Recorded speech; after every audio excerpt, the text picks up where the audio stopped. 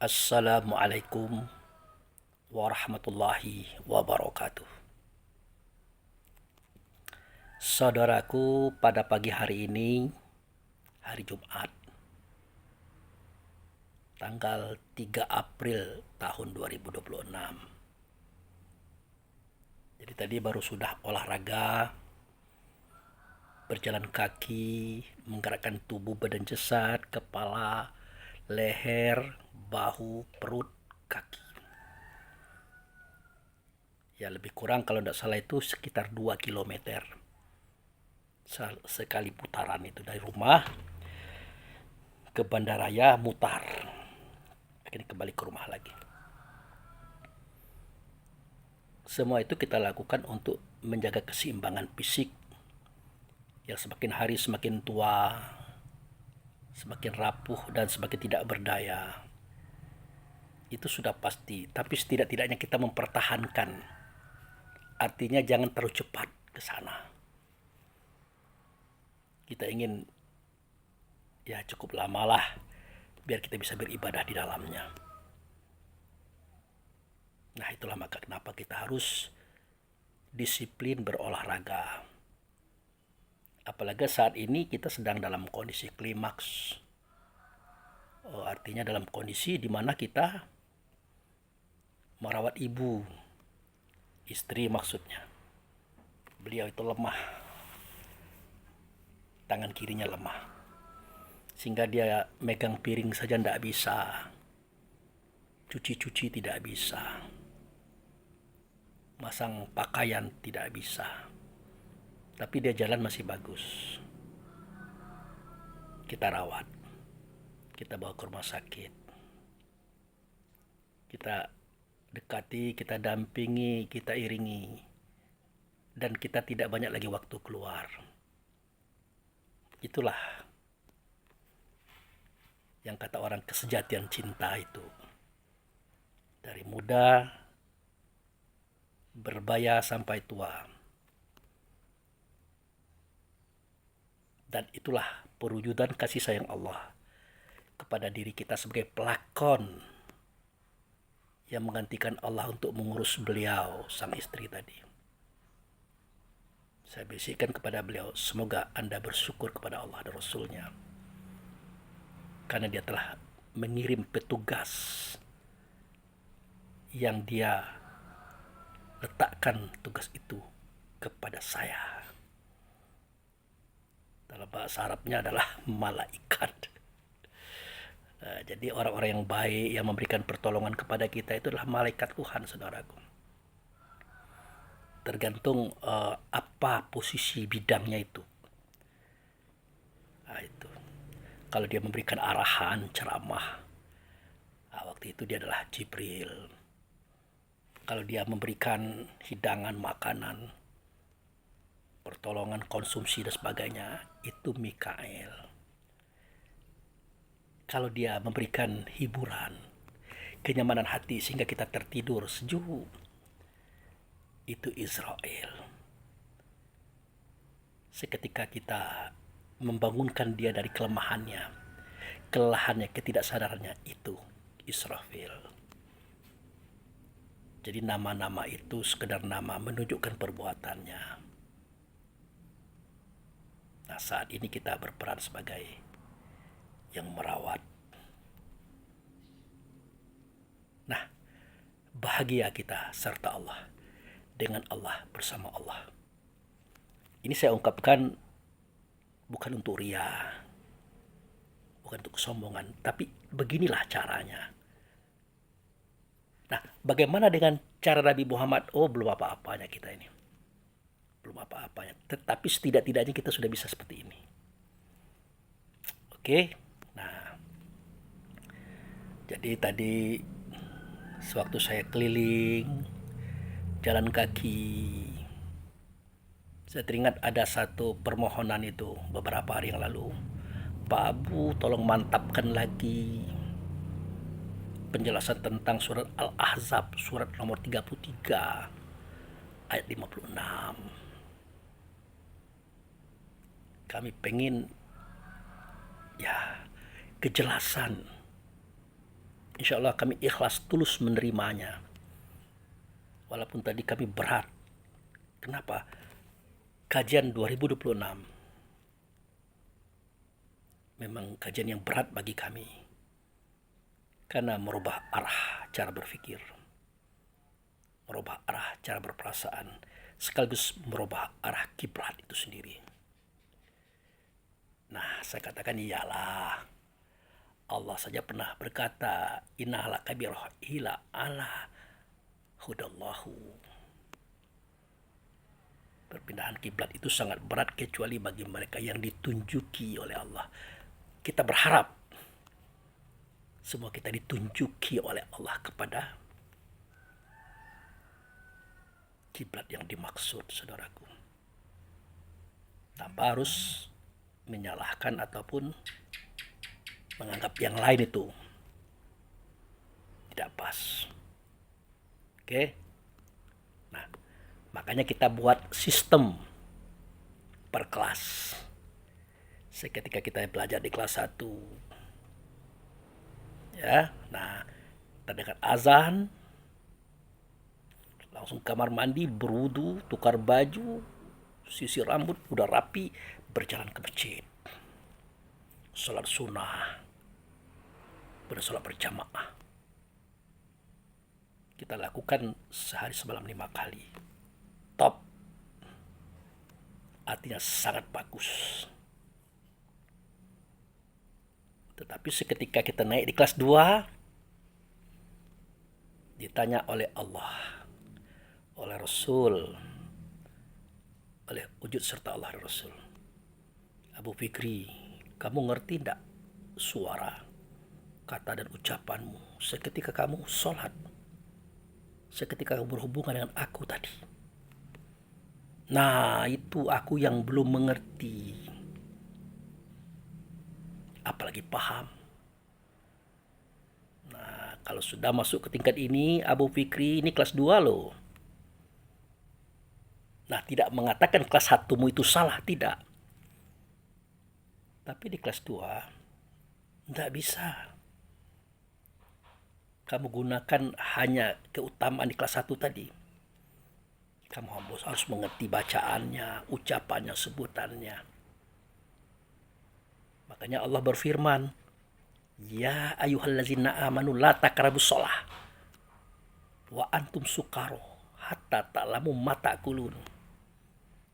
Hai orang beriman, wahai orang yang pernah melihat Tuhan, mendengar suara Tuhan, berhadapan dengan Tuhan, itu adalah roh kita masing-masing. Kamu jangan mendekati sholat. Kamu jangan menghubungkan rasa dirimu kepada aku seketika itu. Kalau kamu sedang mabuk,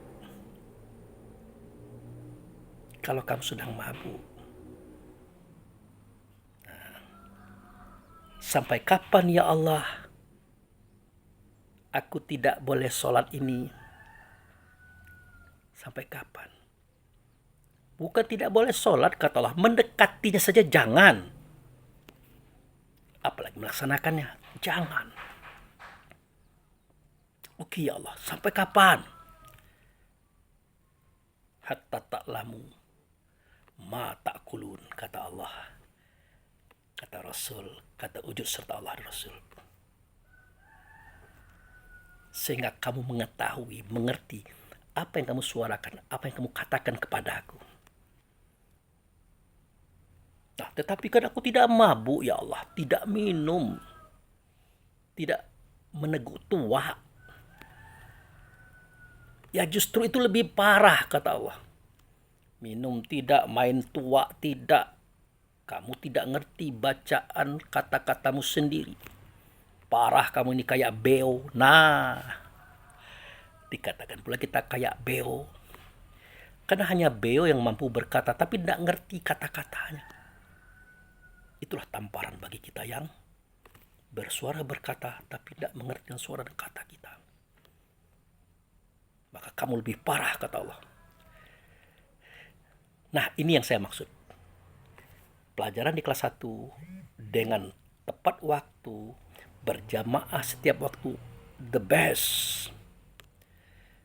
Sangat bagus. Tetapi kalau sudah di kelas 2, ada tuntutan lain, yaitu mengerti suara kata dan ucapan kita. Kalau tidak, the best di kelas 1, di kelas 2 bukan the best, tetapi yang terburuk. Itu pahamnya saudaraku. Oke, nah mari kita mulai. Jadi permohonan saudaraku itu adalah minta tolong Pak Abu Fikri, surat nomor 33 Al-Ahzab ayat 56. Dijelaskan sesantai mungkin, setenang mungkin, sehingga kami mampu meresapkan dengan baik dan benar. Ikhlas loh. Oke, kita coba ya, mudah-mudahan Allah dan Rasul menolong kita untuk menyampaikan ini. Nah, a'udzu billahi minasyaitonir rajim.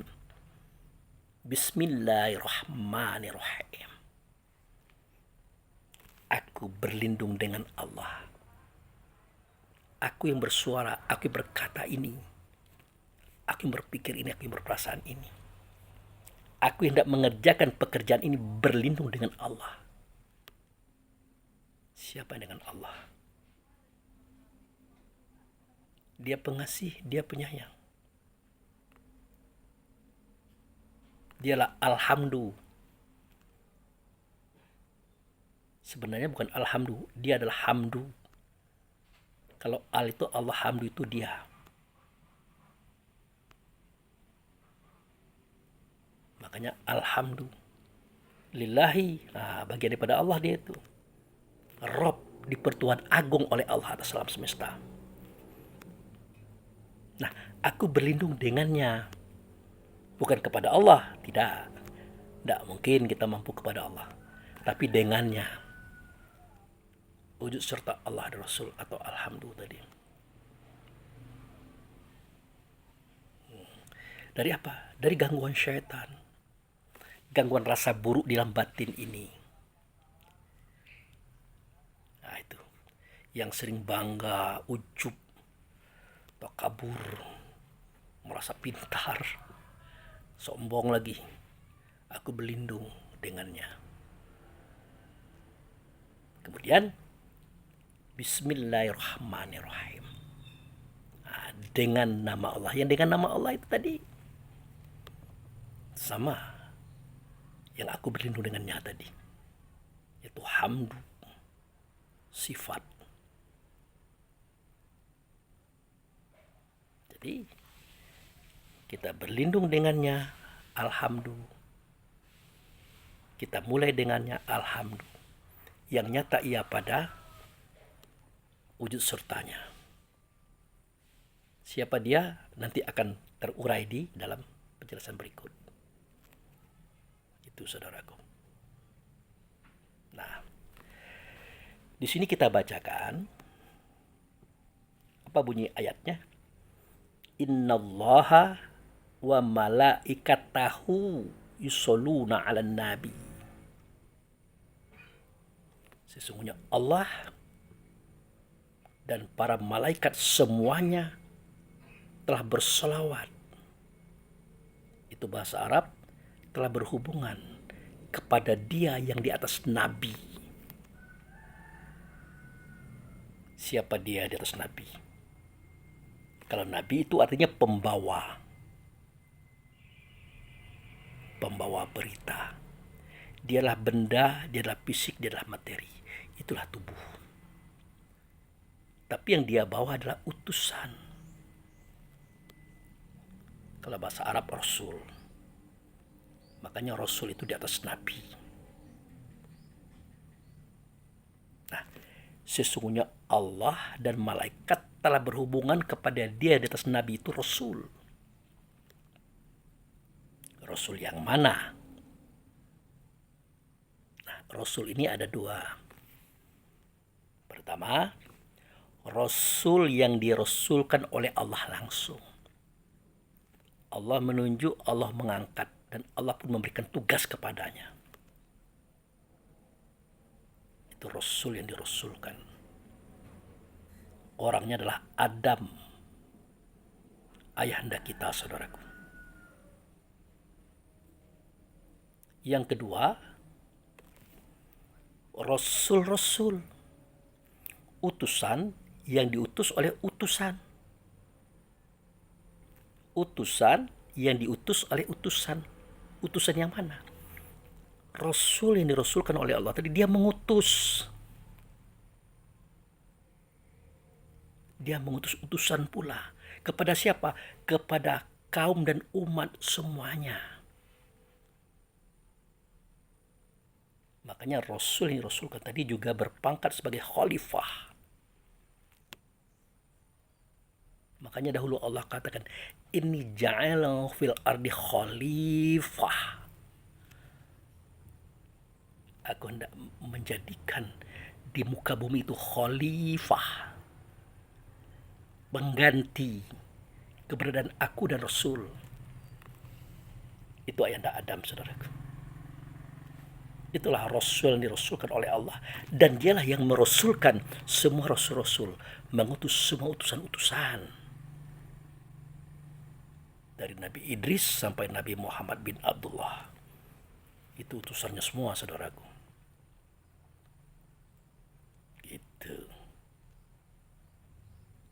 Nah, yang berhubungan Allah dan malaikat kepadanya itulah Rasul yang dirasulkan,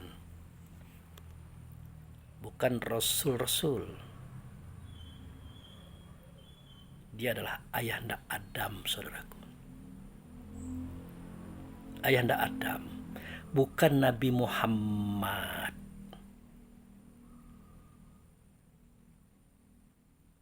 Nah, ada buktinya Pak Abu? Ada. Ada datanya Pak Abu? Ada. Sejarahnya pun ada. Nah, sejarah ini diakui oleh semua agama di atas alam semesta ini, saudaraku. Bahkan orang awam pun tahu sejarah tentang Allah dan malaikat berhubungan kepada beliau ini. Yang sejarah itu tidak terjadi pada nabi-nabi lain, termasuk Nabi Muhammad bin Abdullah orang Arab. Tidak terjadi.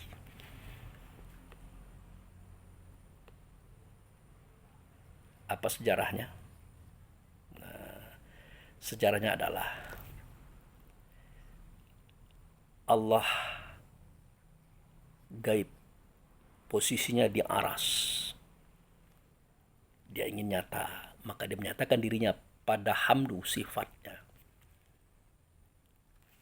Seketika Allah sudah nyata pada hamdu, Allah tidak Allah lagi namanya, tapi Alhamdu. Alif lam nama Allah, hamdu adalah nama sifatnya. Alhamdu atau Ahmad. Posisinya di Sidratul Muntaha. Oleh karena dia adalah bendahara tersembunyi, dia ingin nyata, maka dia jadikan makhluk ciptaannya dengan tangannya sendiri daripada tanah. Disebutnya ia dengan kata basyara. Nah, saat dia nyata pada basyara tadi, Allah dan hamdu atau alhamdu atau Ahmad, namanya tidak Ahmad lagi tapi Adam. Lurus kalimat ini, saudaraku. Lurus. Oke. Nah, apa hubungan Allah dengan Adam, Pak Abu Fikri? Nah, itu. Pertama, dialah yang menjadikan langsung dengan tangannya sendiri.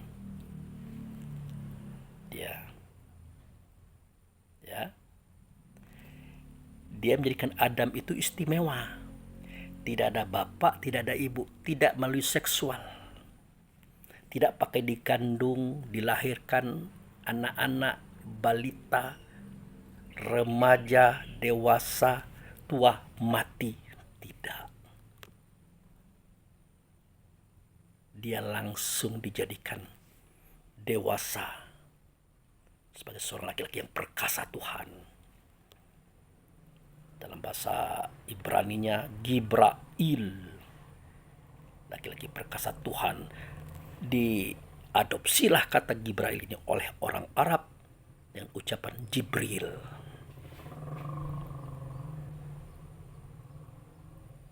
Jadi Adam ini bernama Jibril. Jibril itu aslinya adalah Adam. Kapan dia bernama Jibril? Seketika dia mengutus utusan. Dia mengiringi, mengayomi, melindungi, mengarahkan, menata tugas para utusan-utusan yang dia utus, termasuk Nabi Muhammad. Waktu itu dia bernama Jibril.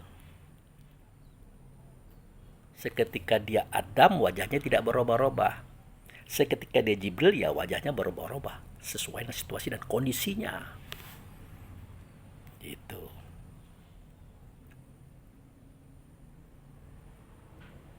Sudah. Nah, malaikat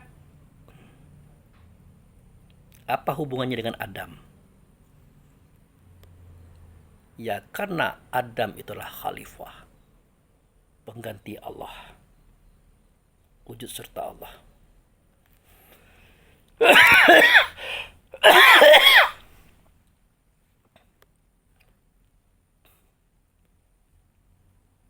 Maka seketika Allah katakan, seketika aku dan Rasulku nyata padanya Adam, serta Adam dengan Adam, maka sujudlah kamu hai para malaikat kepadanya. Tetapi belum sujud kalimatnya, tapi tunduklah kamu kepadanya dengan cara bersujud.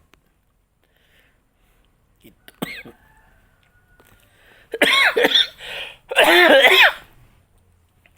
Biasa. Kita bukan diganggu oleh batu, tapi dihukum. Karena kita tidak disiplin menjaga kesehatan.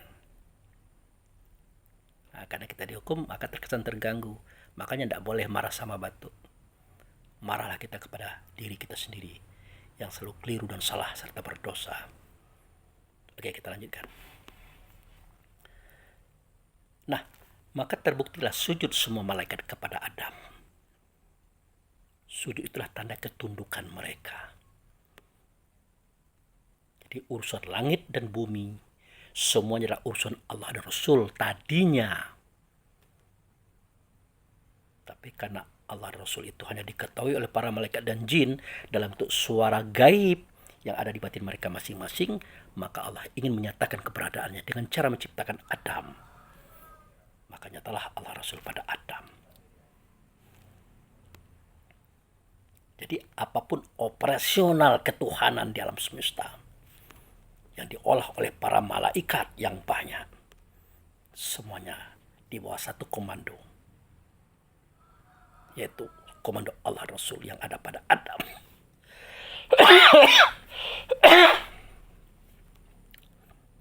Itulah bukti bahwa Allah dan Rasul nyata pada Adam, bahwa yang disalawati oleh Allah Rasul adalah Adam, saudaraku, bukan nabi-nabi lain dari Idris, Nuh, Hud, Saleh dan seterusnya sampai Nabi Muhammad. Bukan beliau-beliau itu. Harus paham kita itu. Nah, setelah kita paham bahwa Allah dan malaikat berhubungan kepada dia yang di atas Nabi, yaitu Rasul yang dirasulkan, beliau adalah ayahnya Adam, maka Allah ngomong, ya, Allah ngomong, Rasul berbicara, dia berkata melalui Adam. Apa bunyinya? Ya ayyuhallazina amanu shollu alaihi wasallimu taslima. Wahai orang beriman, bersalat pula lah kamu kepadanya dengan taslima. Jadi aku saja kata Allah, aku saja kata Rasul berhubungan kepada dia yang di atas Nabi, yaitu Adam ini. Berhubungan kepada dia. Maka aku kendaki, kata Allah, aku kendaki, kata Rasul, kamu juga berhubungan dengan dia yang di atas Nabi ini. Masa iya aku saja berhubungan, kata Allah. Aku saja berhubungan, kata Rasul. Kok kamu ndak? Kok kamu tidak? Makanya ya ayyuhallazina amanu shollu alaihi wasallimu taslima. Berhubungan pula lah kamu dengan dia. Bagaimana caranya? Nah, selalulah hubungkan rasa kita kepada Allah dan Rasul. Tentu melalui ayahanda Adam. Hubungan rasa kita, saudaraku. Momentum menghubungkan rasa itulah yang disebut dengan sholat atau sembahyang itu. Kita kan selalu salah paham ini. Pak Abu itu tidak konsisten. Kita diajaknya kepada Adam. Tapi selalu dia berkata, bapak-bapak, ibu-ibu, saudara-saudaraku, marilah kita berselawat kepada Nabi Muhammad Rasulullah Sallallahu Alaihi Wasallam. Selalu dia mengatakan itu. Kita diajak kepada Adam tapi masih ngomongin Nabi Muhammad. Saya jelaskan kembali. Nabi itu pembawa Rasul. Muhammad itu orang yang membawa sifat. Apa sifatnya? Ahmad. Nah, Allah dan malaikat bersolawat kepadanya, berhubungan dengannya. Orang itu bukan Muhammad Nabi bin Abdullah, bukan, tapi Adam.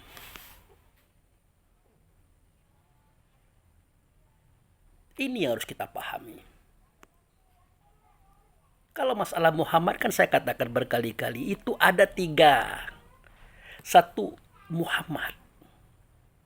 Muhammad itu artinya orang yang membawa sifat. Di dalam dadanya Ahmad. Ahmad itu bapak ruh.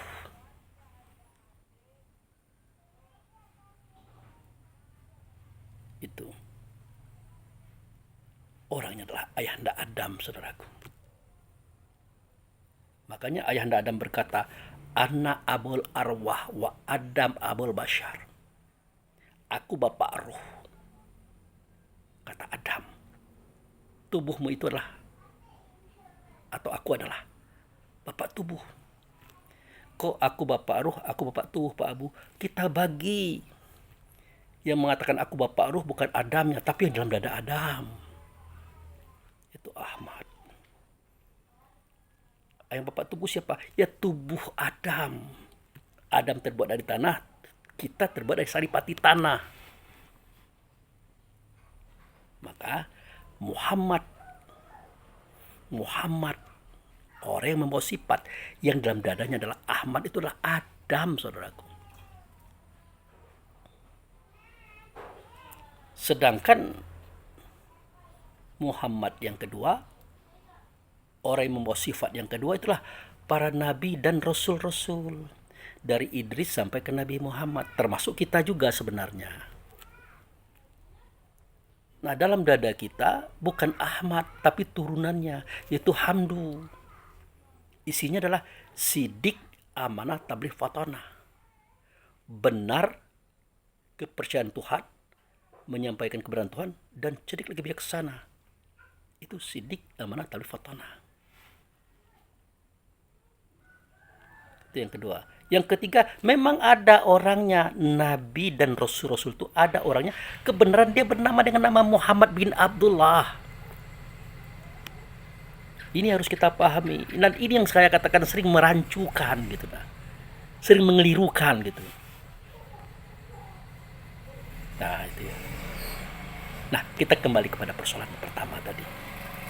Oleh karena itu, wahai orang yang beriman. Siapa yang beriman? Siapa orang yang percaya, orang yang yakin kepada Allah dan Rasul, kepada Tuhan? Ya tentu orang yang pernah melihat Tuhan, mendengar suara Tuhan, berhadapan langsung dengan Tuhan. Dia adalah roh anak Adam. Wa iz agazar rabbuka min bani Adam min zuhurihim zuriyatum ashhadahum ala anfusahum alastu birabbikum. qalu bala syahidna an taqulu yaumal qiyamah inna kunna an hadzal ghafilin. Ialah seketika aku mengeluarkan keturunan Adam dari sulbinya dia. Nah, aku akan saksi atas diri mereka. Ingat, atas diri. Yang di atas diri itulah ruh mereka. Karena ruh itulah yang berhadapan denganku, melihatku, mendengar suaraku. Aku tanyakan kepadanya, alastu birabbikum, adakah tidak aku ini dengan Tuhan kamu? Ya, karena dia melihat, dia mendengar suara itu, dia berhadapan langsung. Ya, dia jawablah, bala syahidna, benar engkau dengan Tuhan kami, kami menyaksikan. Maka dia sujud para ruh tadi sambil berkata, asyhadu an la ilaha illallah wa asyhadu Ahmad Rasulullah. Belum Muhammad, saudaraku, Ahmad. Aku bersaksi tidak ada zat, tidak ada sifat, tidak ada nama, tidak ada perbuatan kecuali Allah lah dianya. Tapi yang aku lihat waktu itu bukan Allah, melainkan utusannya, wujud sertanya, sifatnya. Bernama ia dengan nama Ahmad. Nah, itulah yang kami saksikan. Maka kami sujud kepadanya. Nah, Ahmad ini nanti ada dalam dada Adam, saudaraku. Bukan dalam dada Nabi Muhammad bin Abdullah. Tidak. Harus kita pahami itu. Nah, itulah orang yang beriman. Dipanggil oleh Allah, oleh Rasul via Adam. Aku saja, kata Allah. Rasul saja, kata Rasul. Iya, berselawat kepada dia di atas Nabi ini. Maka kamu, wahai para ruh, bersalawatlah kamu kepadanya.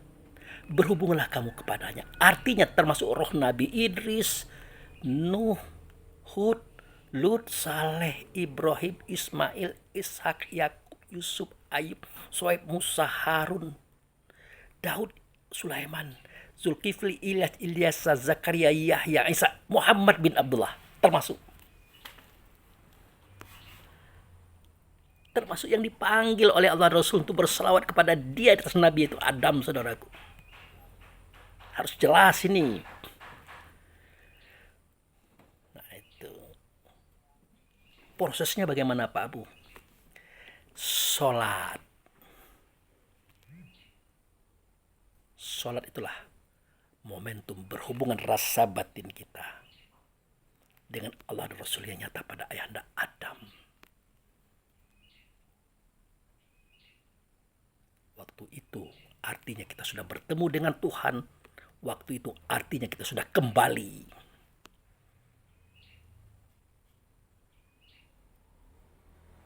Makanya hal ini dikatakan sederhana. Dikatakan berat, ya berat. Karena yang mengatakan berat itu adalah Allah dan Rasul sendiri via Adam. Yang disampaikan oleh Jibril kepada Nabi Muhammad. Lihat itu Al-Baqarah ayat 45-46. Apa kata Jibril kepada Muhammad? Oleh Muhammad diulangi kembali, tertera pada kitab Quran surah Al-Baqarah ayat 45 dan 46. Bunyinya yaitu wasta'inu bis-sabri was-shalah. Meminta tolonglah kamu kepada Allah dengan sabar. Sabar itu nama Allah, tidak nyata dianya, melainkan nyata pada Rasul, tidak nyata Rasul, melainkan nyata pada Adam, saudaraku. Nah, meminta tolong kepada Allah dengan sabar dan sholat itu berat. Sangat berat. Kenapa? Terasakan beratnya kan?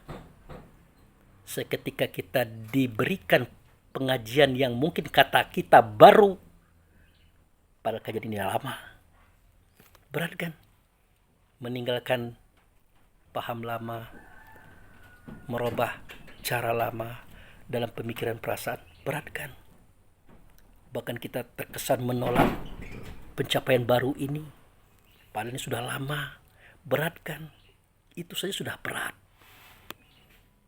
apalagi menuntut ilmu dan pengetahuannya lagi-lagi berat. Illa khosa'in, kecuali mereka yang khusyuk. Kecuali mereka yang khusyuk, saudaraku. Siapa yang khusyuk? Mereka yang sudah mampu menyatukan rasa dirinya kepada rasa Allah Rasul nyata pada ayahanda Adam. Itulah orang yang khusyuk. Itu tidak mungkin ujuk-ujuk ada pada diri kita, tapi melalui proses pemikiran, perasaan, dan penelusuran ke dalam batin sebagai ilmu. Kalau tidak seperti itu, saudaraku, tidak sampai.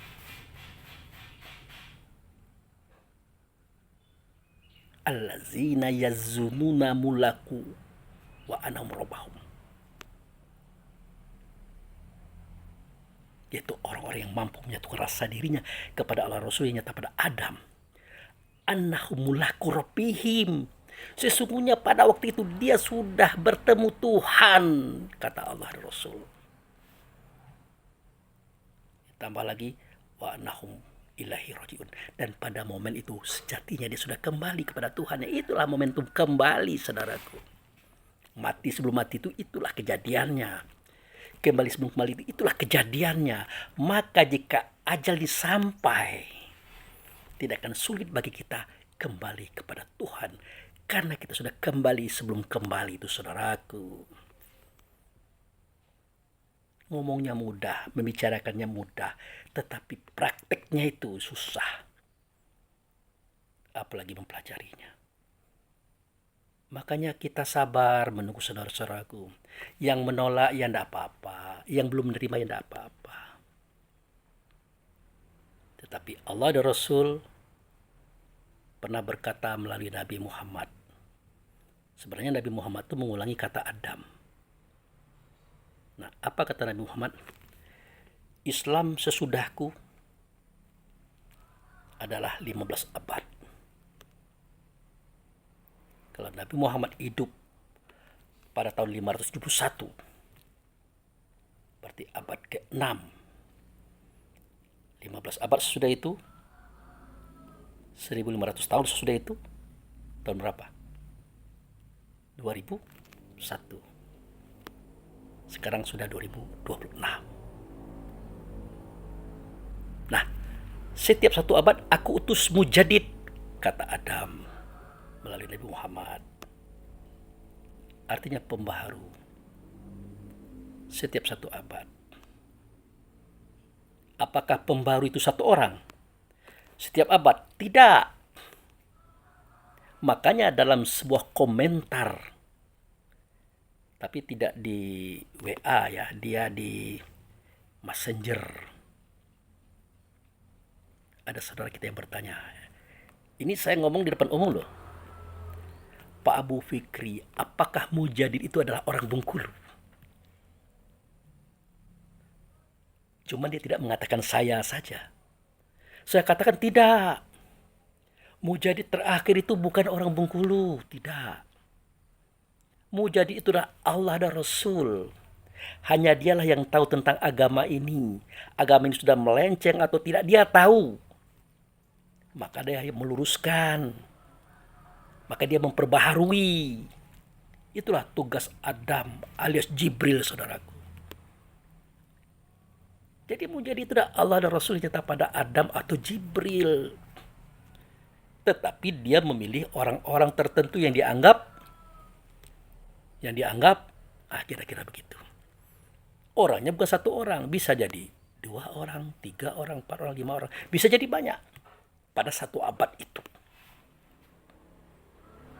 Gitu, saudara. Nah, jadi kembali kita kepada solunya para ruh kepada Allah Rasul yang nyata pada Adam. Bagaimana caranya? Itu tadi dengan rasa batin, dengan rasa diri kita, saudaraku.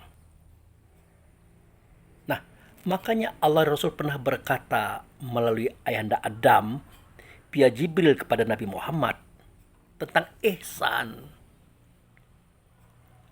Apa itu ihsan ya Jibril? Kata Muhammad, Nabi, Ihsan itu adalah engkau menyembah Allah seakan-akan, ingat, seakan-akan engkau mampu melihat Allah. Tapi kan tidak mungkin. Pasti melalui Rasul. Makanya Allah menjadi Alhamdulillah. Tapi tidak mungkin mereka melalui Adam. Ternyata tidak mungkin juga karena tidak pernah ketemu dengan Adam. Maka kalimatnya adalah seakan-akan engkau mampu melihat dia. Artinya dengan rasa kita merasakan keberadaannya di depan kita. Itu yang disebut dengan zon. Nah, kalau kita tidak mampu melihat dia, bahkan seakan-akan pun tidak mampu, yakinlah, kata Jibril, bahwa Allah dan Rasul itu melihat kamu. Masa kita tidak yakin Allah melihat kita, Rasul melihat kita, Adam melihat kita, atau Jibril melihat kita? Keterlaluan kita.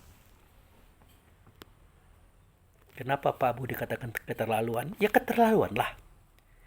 Kita ini melihat dengan penglihatan Allah, saudaraku. Kita ini mendengar dengan pendengaran Allah.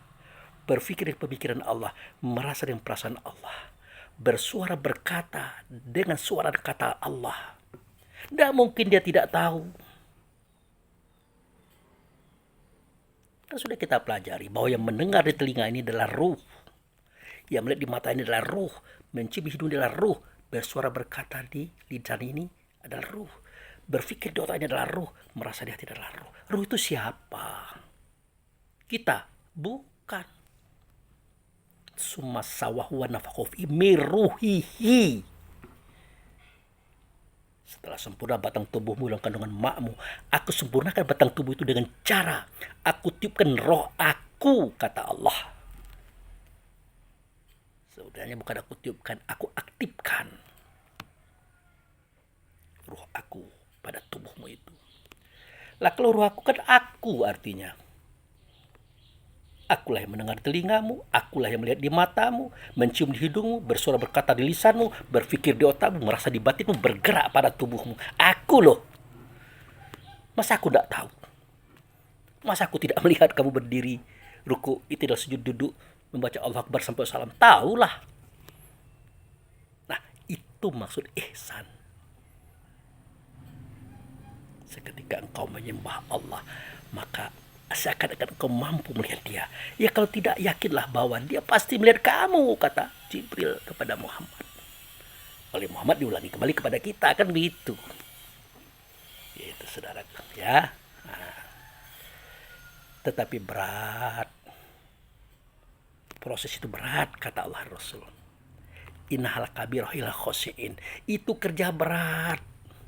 Kecuali mereka yang khusyuk, yang sudah mampu ikhlas, mapan batinnya menerima paham ini, saudaraku. Saya tahu, saya mengerti, banyak kita yang sepuh, bahkan pemuka, bahkan pendakwah. Bukan lagi berat, keberatan menerima cerita ini. Kenapa keberatan? Tentu kita bisa menjawab sendiri. Tapi tidak apa-apa. Saya hanya tukang sampai. Tukang ingatkan. Fazakir inama anta muzakir. Kau ingatkan saudaramu. Tugas kamu hanya mengingatkan saja. Bukan menjadikan salah. Yang menjadikan itu aku. Yang mengiyakan itu aku. Yang menunjukkan itu aku. Kata Allah Rasul via Adam. Melalui Jibril. Tertulis pada kitab Quran.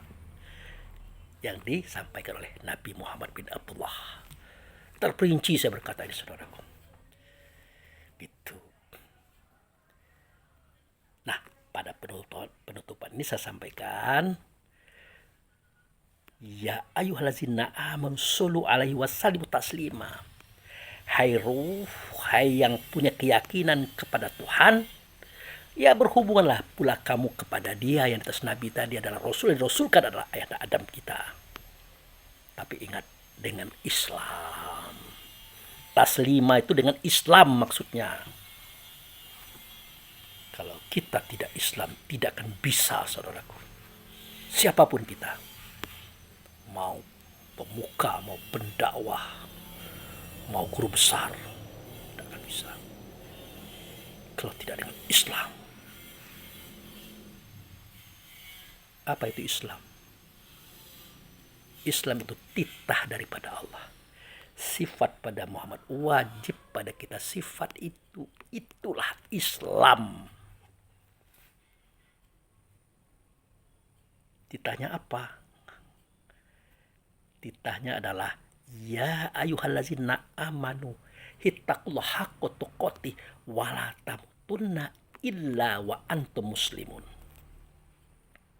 Wahai orang beriman, wahai ruh semua insan, bertakwalah kamu kepada Tuhanmu dengan sebenar-benar takwa. Jangan kamu mati sebelum kamu Islam, sebelum kamu selamat batin dirimu, batin keluargamu, kamu kerabatmu oleh karena keberadaanmu.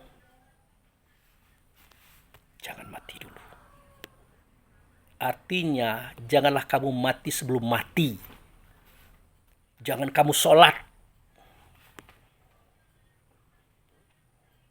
Karena tidak mungkin kamu bisa sholat, merasa dirimu kepada Allah Rasul via Adam, kalau dalam dadamu belum tersisi, belum terpendam sifat sidik, amanah, tabligh, fatarah. Karena hukumnya wajib ada pada kita.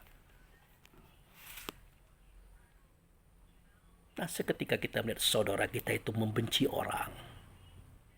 Ingat, membenci orang pasti akan diikuti oleh rasa iri dengki, pasti.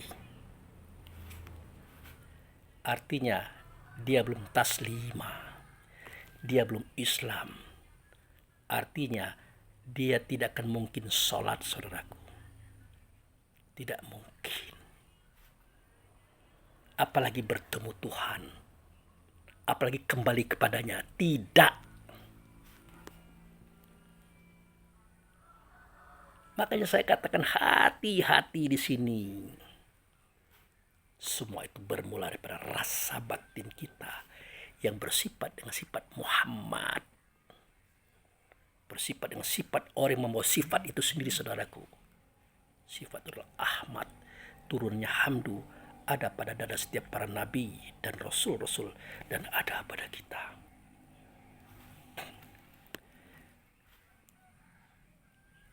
Jujur saja saya katakan, kalau kita masih membenci orang, otomatis akan ada iri dengkinya loh. Ingat, Anda tidak akan bisa sholat, termasuk saya. Kalau kita tidak sholat, berarti kita tidak berhubungan dengan Allah Rasul. Berarti kita belum sampai kepada Tuhan. Nanti matinya parah. Siapapun kita, apapun predikat kita. Mau pemuka, mau pendakwah, mau apa. Sama. Lalu bagaimana bentuknya Pak Abu Fikri? Sidik, amanah, tabligh, fatonah itu. Nah, itulah gunanya kita mempelajari, menggali, menyelami, menelusuri kajian ini dengan batin kita. Apa itu batin kita? Akal. Nah, sederhana, sidik itu artinya benar. Yang benar siapa? Allah dan Rasul. Kalau kita ini tidak benar, makanya dibenarkan, diperbaiki oleh Allah dan Rasul. Melalui siapa? Ya, melalui orang-orang dekat kita, istri kita, anak kita, tetangga kita, kaum kerabat kita, teman-teman seperjuangan kita. Mau tidak kita diluruskan, diperbaiki, dibenarkan? Kalau kita mau ikhlas, tanpa merah muka, tanpa merah telinga, insya Allah sidik sudah di tangan kita, saudaraku. Insya Allah. Makanya ketika kita menerima masukan, ya santai saja. Kenapa? Karena kadang-kadang masukan itu tidak cocok dengan pemikiran kita. Dia memberikan masukan tapi tidak cocok dengan pemikiran kita, dengan pemahaman kita. Caranya bagaimana? Tidak usah ditolak. Oh ya, terima kasih. Aku terima pandangannya. Aku terima sarannya. Insya Allah akan kupelajari. Selesai. Jangan dibantah, jangan ditolak. Tersinggung dia nanti. Rusak hatinya gara-gara kita. Gitu. Tapi kalau cocok, kalau benar, terima saudaraku. Biar kita dapat sifat yang pertama, sidik. Gitu. Yang kedua, amanah. Kita ini kepercayaan Allah. Melahirkan anak itu tidak Allah. Kalau Allah juga pasti melalui ayah bunda, melalui kita dengan istri. Kitalah kepercayaan Allah untuk melindungi, mengayomi, mengasih sayangi, memberikan rezeki Allah kepada anak kita. Ia melalui kita. Setelah itu selesai, kepada masyarakat, ia melalui kita. Setelah selesai, kepada semua makhluk, ia melalui kita. Kitalah kepercayaan Allah itu. Bisa kita lakukan itu, insya Allah kita akan mendapatkan sifat yang kedua, amanah. Itu saudaraku. Sifat yang ketiga, tabligh. Itu menyuarakan, mengatakan, memperbuat perbuatan Allah dan Rasul, perbuatan ayahanda Adam kita kepada semua makhluk, langit bumi beserta isinya, saudaraku. Jangan disakiti mereka. Berikan apa yang Allah berikan kepada mereka. Jangan dipotong, jangan dihambat, jangan dihilangkan. Gitu.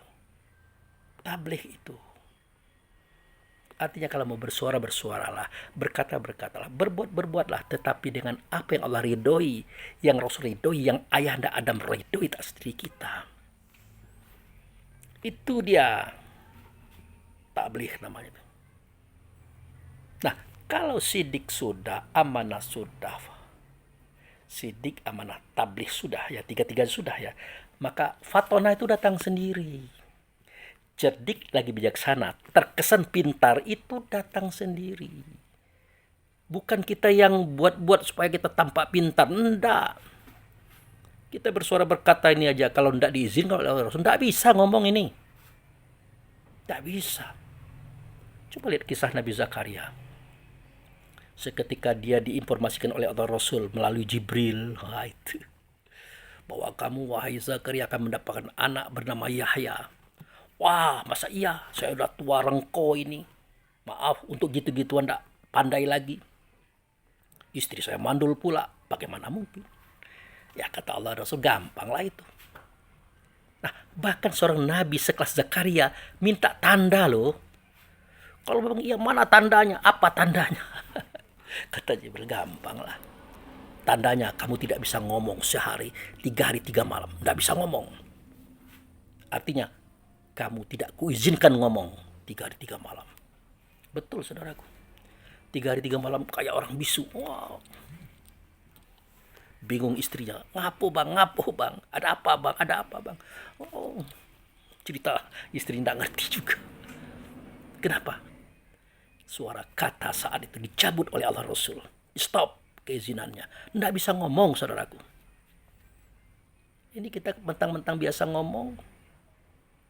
Kita ngomong semau kita bohongi orang, kita gunjing orang, kita fitnah orang, kita sakiti orang.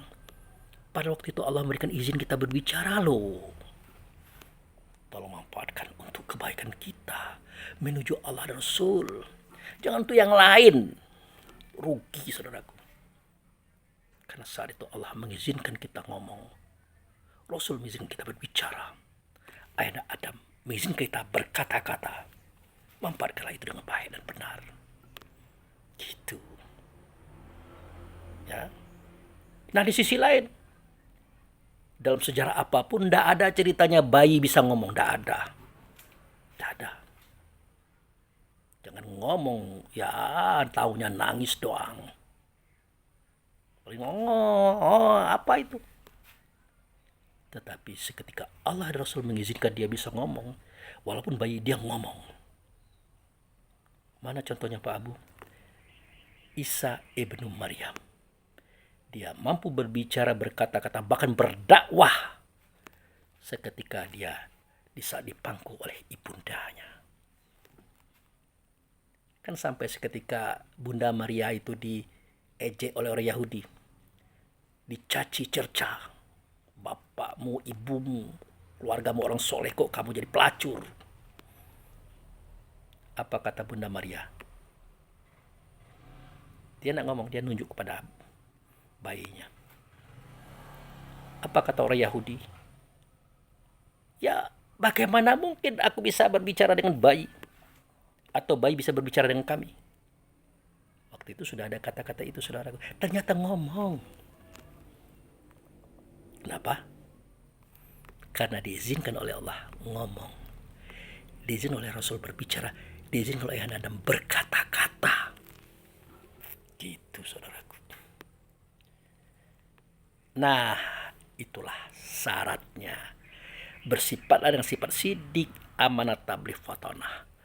Barulah kita bisa Islam. Nah, kalau sudah Islam, baru bisa kita melaksanakan hubungan rasa batin kita kepada Allah Rasul via Adam. Kalau tidak begitu, tidak bisa, saudaraku. Tidak bisa.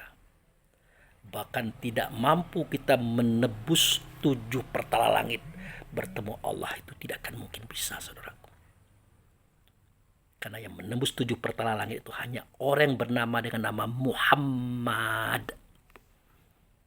Artinya orang yang membawa sifat. Sifat apa? Sifat hamdu. Apa itu hamdu? Sidik, amanat, tabligh, fatonah tadi. Hanya itulah orang yang bisa langit 1, langit 2, sampai langit 7. Hingga ke surga, saudaraku. Tolong dipahami ini baik-baik. Ini hanya rasa cinta kasih sayang sama kita loh. Tidak ada kebencian saya itu. Oke. Karena hari sudah siang, kita stop dulu. Mudah-mudahan ini bermanfaat. Dan sampai jumpa lagi di lain hari dan di lain kisah. Demikian saudaraku, saran, pertanyaan yang sudah saya sampaikan. Wabillahi taufiq wal hidayah. Assalamualaikum warahmatullahi wabarakatuh.